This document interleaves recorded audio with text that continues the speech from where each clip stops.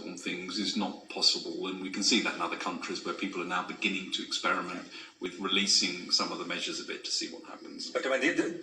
I should want to be clear that although the initial upswing of the epidemic will happen, you can then modify it, and that's exactly what we've been trying to do: delay it and push the peak down, and that's very important. On the death rate question, which is clearly a critical question,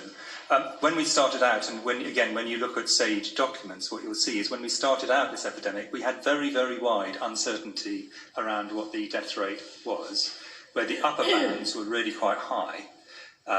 and the lower bounds were obviously lower. As time has gone by, we've become more and more confident about what the death rate is in people, and realising that it varies quite significantly depending on age group. Now, what you need to do to calculate a death rate reliably is have a group of people who are representative,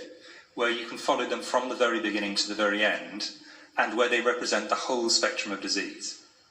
And one of the reasons that different countries have got different apparent death rates is actually to do with how they tend to calculate their data. So, for example, in the UK at the moment, and this is going to shift very substantially as we move to more testing, but at the moment, the majority of our testing system is based on intensive care cases, people who are in intensive care, and people who've reached hospital. That's, in other words, very much based on the more severe end of the spectrum.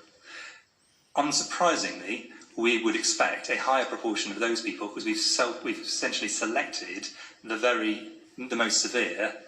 to have the higher death rate in that group. But that's not representative of all the other people who've not reached hospital and have actually had a mild or moderate disease and have never had to leave their homes. They've been absolutely fine. But the mortality rates that have been calculated around the world, they're based on a full spectrum